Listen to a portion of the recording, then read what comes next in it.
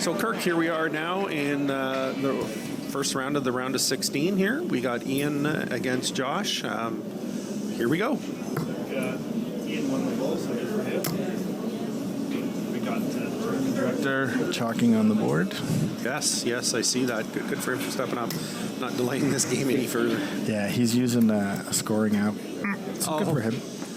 I think he was here last year, wasn't he? Yes, he was. Yes, I do remember him scoring with the scoring app.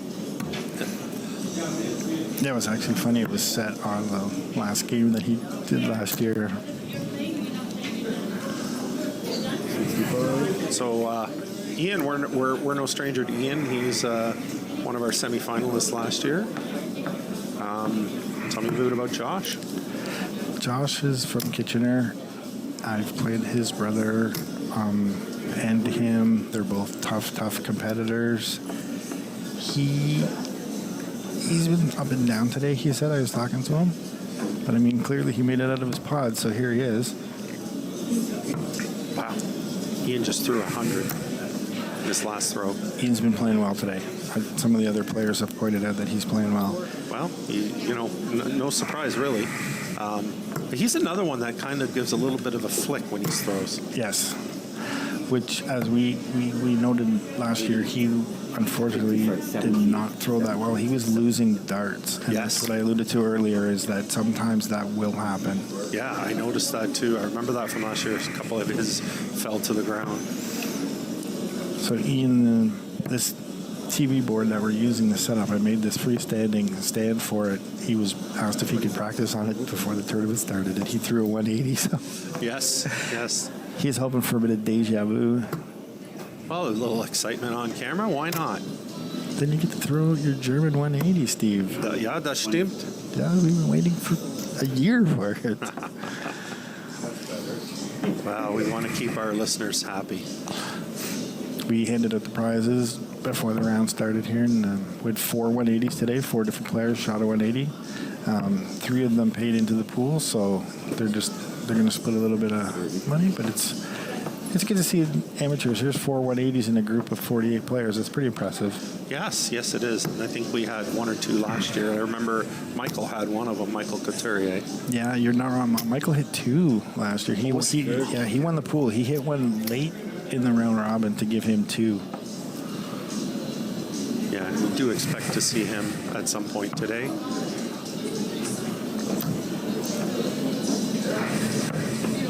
Josh is a very methodical thrower. You see him, he's got a pretty good stance. He's a bigger guy, and he's very flat-footed on the line, which is good to see. Not happy with this throw, though. No. He was struggling earlier on his doubles. I was talking to him, but he's got such a good attitude towards the game. He's very respectful to the players, respectful to the game. He plays it the way it's supposed to be played. I've talked to a few famous players. They're on the PDC tour, and they've shown some interest in what we have going on in this tournament, and I think it's fantastic because, like we alluded to last year, that these players are probably not going to get on TV. They might not even play at a big tournament where they're going to get some big limelight. So to be able to do this with Rogers is fantastic for them, and they support my idea wholeheartedly, which was good to hear. I was just going to say before Josh gets another throw in, he was happy with his last throw. He got an 85. So good for him. And then... and now he's, 22? 22. Yeah. And sometimes that's all you need. You need that one throw where you'll hit an 85. You come back, and then your next start goes into triple. And next thing you know, you get a little bit of confidence. I mean, he's got a bit of ground to make up here with Ian, and Ian's throwing not bad. He's hit quite a few, at least single triple 20s in this round. Yeah, they're in the 50 pace right now, which is right around where the target should be. So speaking of board management here now, he's got 48 left. What do you expect him to shoot? He'll be 8 double 20 or? He will definitely go with 8 double. Board management tells you want to go with a number with the 16 and the 8 are side by side. So even though he hit that now, he's got 32. So he still has a double. So you're right, 8 double 20, fantastic way to go. If your dart comes low like it did with Ian, he still can correct it and he's got a shot. So what does Josh got? 130. He should be up on the 20 here. It's going to be 20, triple 20, double bowl. Unless you hit 2 triple 20s, it's double 5. Again, that's board management. Triple 19 to save it. He's got 10. That's a tough one to take. 15. But yeah, board management is percentage darts. What dart can I throw that even if I miss, is it going to leave me good for the next one? You don't want to throw at a number that with a triple is higher than what you have left. Did he get it? No, he's just outside. And that's the problem with his darts. You talked about it in one of the other matches, Steve, that when you go low and they angle up, he hit his dart twice and it went down. Yeah, his last throw, he had one go down. The last throw, yes. He couldn't get it up over top, and then the danger of trying to go up over top is a lot of times you go too high. So he's got 95. So his first dart was good. His second dart, he should have went down. He had 95 left, triple 19, double 19. He did have a finish. Sometimes players will concede that I'm not going to hit. I don't like it. I hate it. I can't. They'll do what Josh did and just try and bring it down. He's just trying to get to something he's comfortable with. And I would suppose sometimes, too, there are throwers that just don't stop and think through the moves. They're just so quick to go. Right, and that's where the advantage of if you can think quick, if you can do your math fast, that makes you a better player.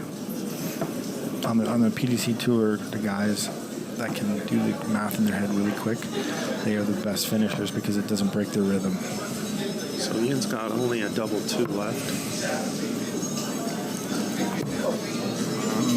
1535, that's going to leave him 58. It's a 2-dart combo. If he comes back, I think Ian's going to take this. He's missed low on the double 16. I don't think he's going to make that mistake this time.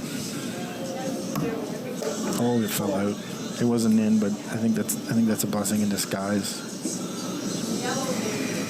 There it is. There it is, yeah. Blessing in disguise. Good job. He's shaking his head. Again, look at the fist bump, pat on the back. That's a good solids match, and again, no surprise with last year's, Final Four appearance that he's good here today as well. Yeah, it's good to see him throwing good. I know he was struggling for a bit, so last year's was a bit heartbreaking for him.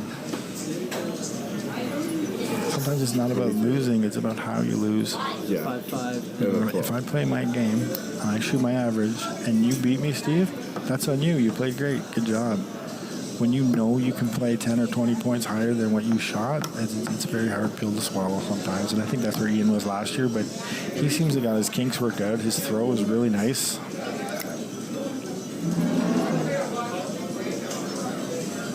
And this is their first match on TV, so I'm sure there's a bit of nerves going. You don't think, Ian's used to it now after last year? Yeah.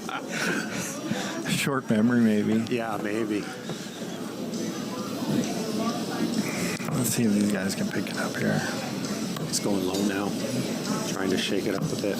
Yeah. Pounded into the sevens. He got 119. I think it's 33 scored.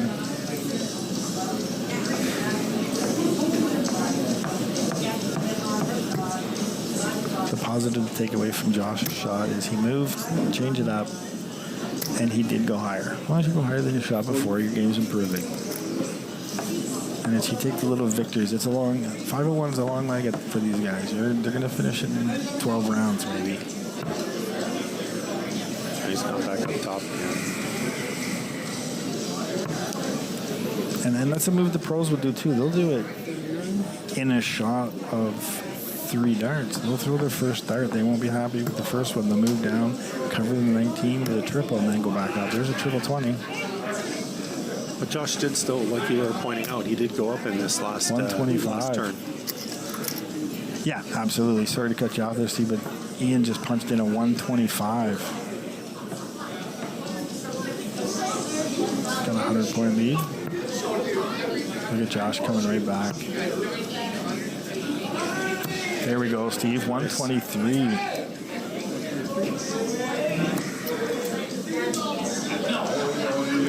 That's some good darts back to back. Yeah, no doubt.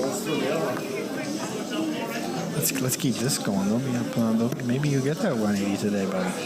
We hope so. We hope so. A little smirk on Hugh's face. Thank you. Not happy with those darts.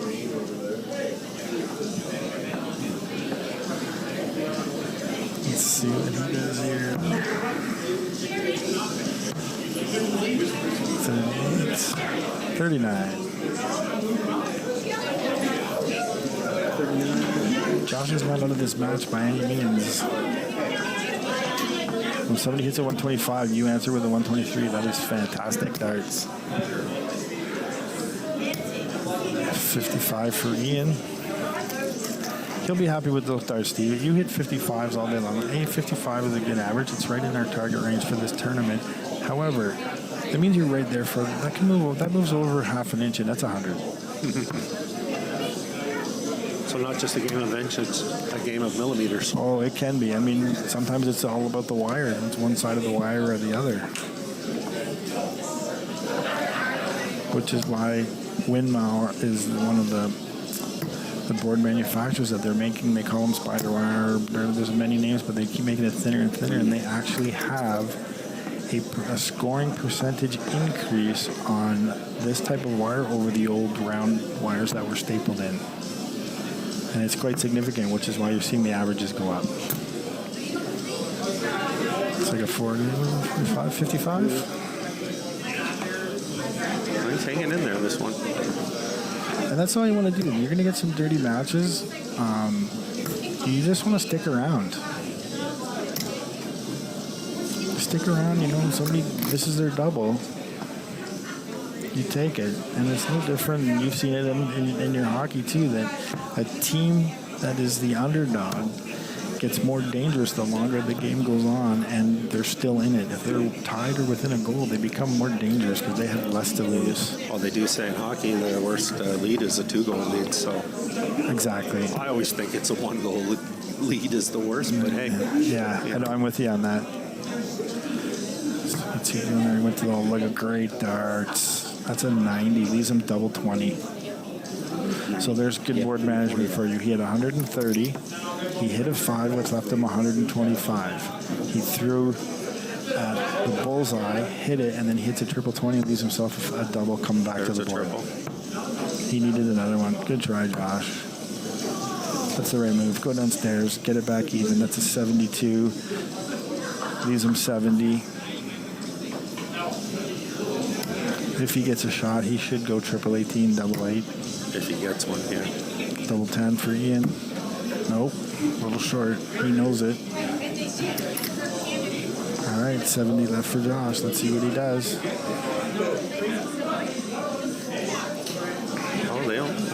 He must have. They only got him down as a 32 last one. Oh. So he's 110, still not bad. Caught the triple. 64 scored. Again, just going to those very close shots there. Sometimes you think it's a triple, but it's just the same. Yeah, and that's, again, even as a player on my own board, I had to walk up and see what it was. Ian just a little high on the double 5. You'll see him go a little more aggressive at this on the next shot. With less than 3 darts in your hand, you don't want to hit the single 5 because then your turn is pretty much done. You got to take a dart to set it back up, right? Mm-hmm. Josh just outside. He's got 32 left. All right, let's see what he should go right out of this. He did, and he got it. He got it. Wow. Well, yeah. Good darts, Ian. Look at that. Big hug from Josh. That was a good match. I thought, Josh really had a good chance there in that second round. Just a little short in the end. He did. Well, that's fantastic. So I'm going to go congratulate these players, and we'll get ready for the next match, Steve. Yeah, that's great.